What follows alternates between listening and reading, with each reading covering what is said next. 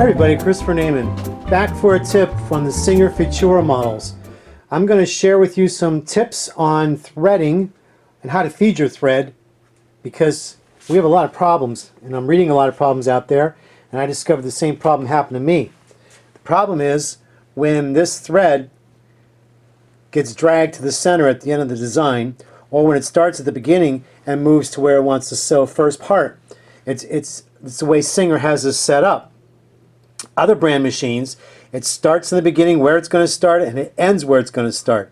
For some reason, Singer feels it's got to start at the beginning and then go to the end in the beginning, in the middle. The middle in the beginning, the middle at the end. That causes a lot of drag. Now stay with me, I'll show you how to fix that.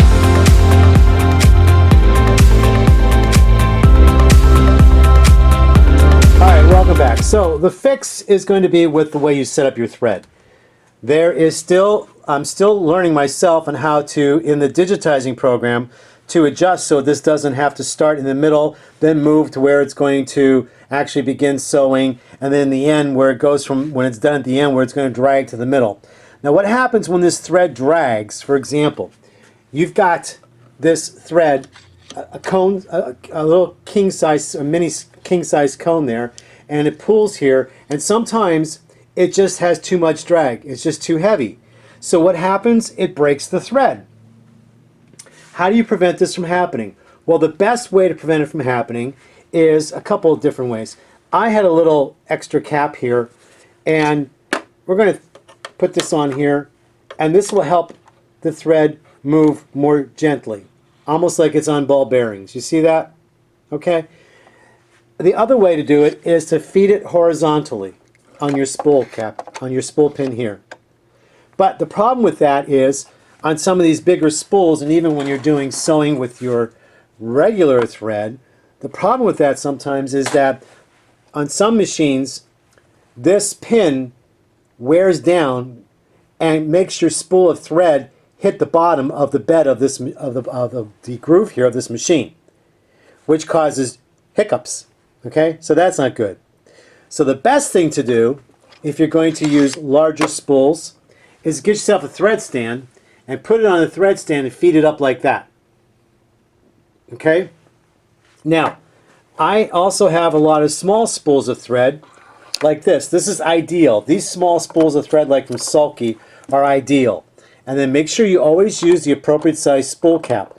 I did a video a while back on using spool caps. A lot of people were never trained to use them. And very important because it keeps that thread from, that spool of thread from moving on you. You see how nice that flows, comes out when you're feeding? I never have an issue with sulky thread. Now, what about metallic threads? For metallic threads, years ago, there's two devices I bought years ago that I understand they don't even make anymore. If you still can find them, grab them. And I'm really sad because I always promote these devices. This is the Wonder Thread Guide. What this does is you put the thread up through this little wire loop there, this little pigtail loop there, and then you feed it normally. And see, the thread comes off gently. Of course, you put your spool cap on the end there too, and use a bigger spool cap. So, let me show you. Use a bigger size spool cap here. So, in case the thread accidentally wants to... Oh, I can't. Hold on here. There we go. And just make sure you give it a little play so the thread comes off freely. Just in case the thread happens to get loose, it won't wrap around the spool pin inside there and cause your needle to drag and break. Now, that is a great device. It's called a Wonder Thread Guide. They no longer make it, but if you could find it somewhere, grab it. The other device, which I just found out that they're not making, is the Martelli Kwik Spin. I am so sad. People complain because it costs money. It costs over $100 for this. It's an industrial-made, heavy-duty unit. It's all metal. This is all plastic. This is a plastic cover, and this is on ball bearings. This unit is on ball bearings. So what happens is when you're sewing, it comes off the side so freely. Now remember, with all metallic threads, they have to be fed out from the side. Okay, just like this I showed you here, it has to be fed out from the side. On some machines, you are able to use this side spool, this vertical spool pin, and it'll come off okay like that. All right. What you don't want to do is you don't want to feed any metallic thread this way. You do not want to pull it out this way because that's what causes the kink in the break. And that's when people had headaches and they gave up on metallic threads. Now there is a new device that came out a while ago. It's called the thread director. And the thread director fits over your bobbin winder. Okay, it fits over your bobbin winder, and there's a little screw there to tighten it down, and then your thread gets fed off from the side like this. Okay?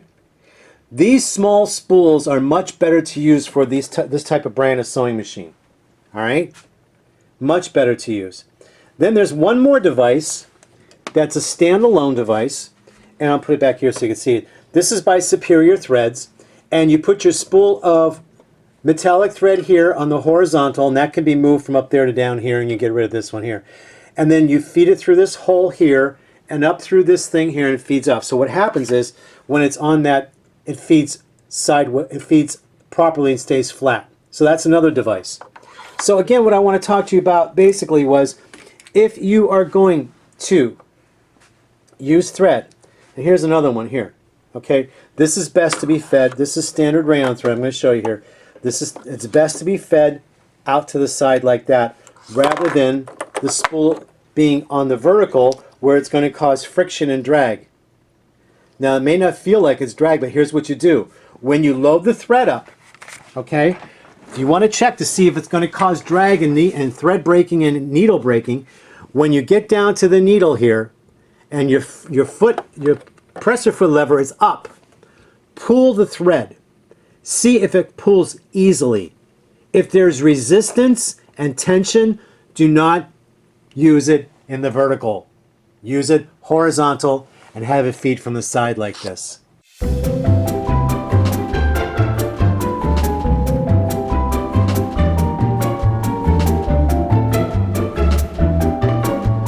Okay, and this is your regular polyester. This is your sewing thread, rayon thread. All right. I hope this little bit of tip helps you.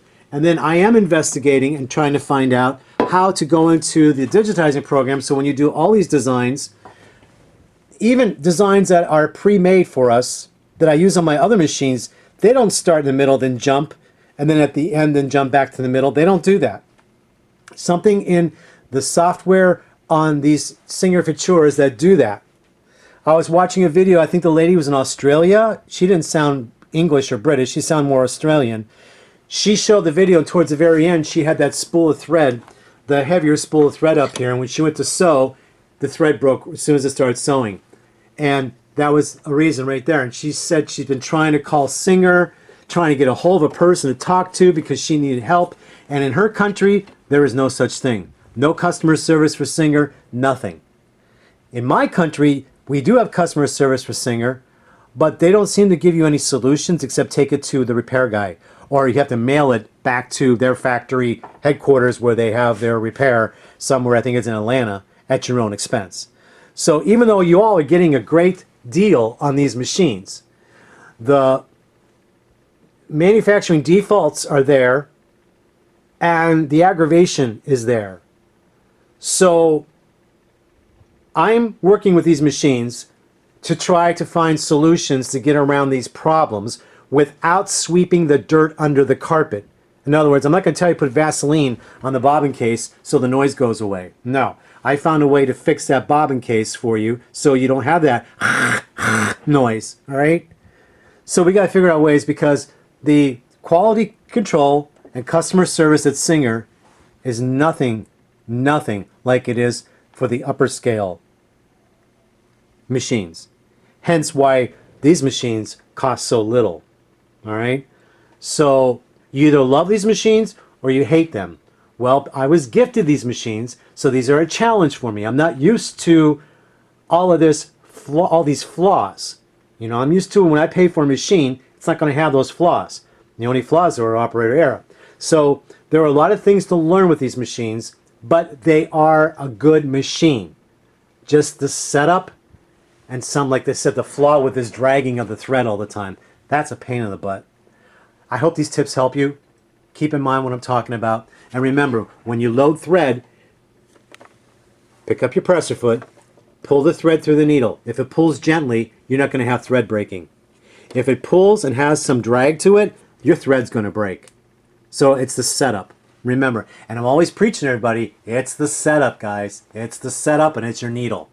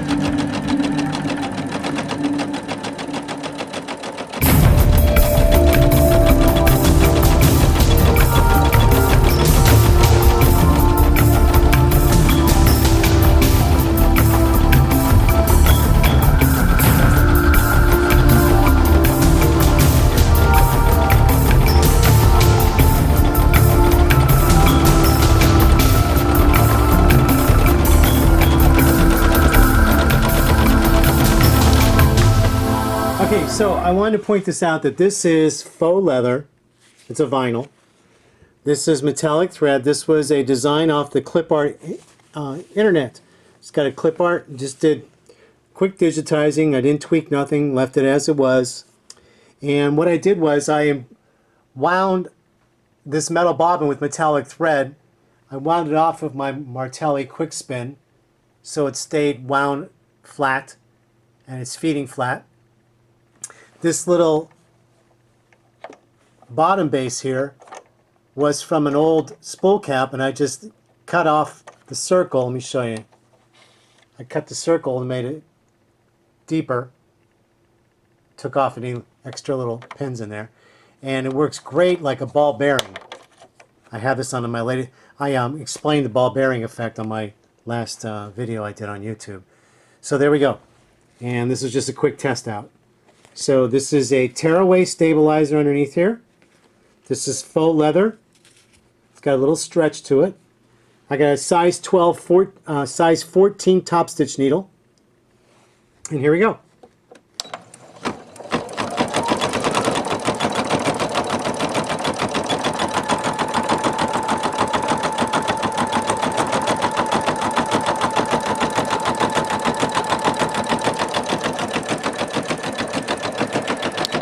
Now this was not a new needle.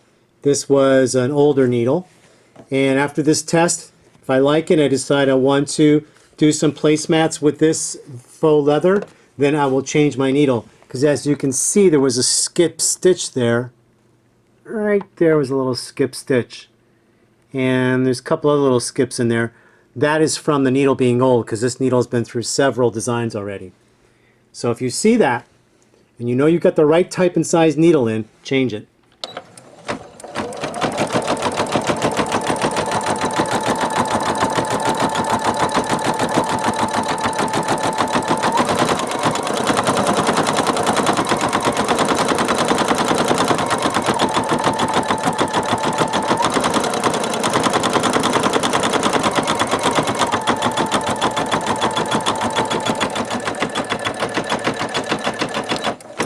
Now, the reason why that I wound on this bobbin is because that cone of thread, for some reason, was giving me a little bit too much drag.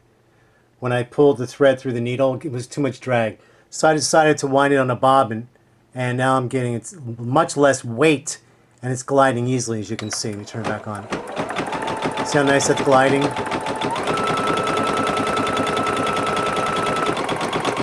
And I did glue that felt onto that old spool cap I had, and it's turning gently. It's got the same theory as the Kwik Spin by Martelli, as if it's on ball bearings.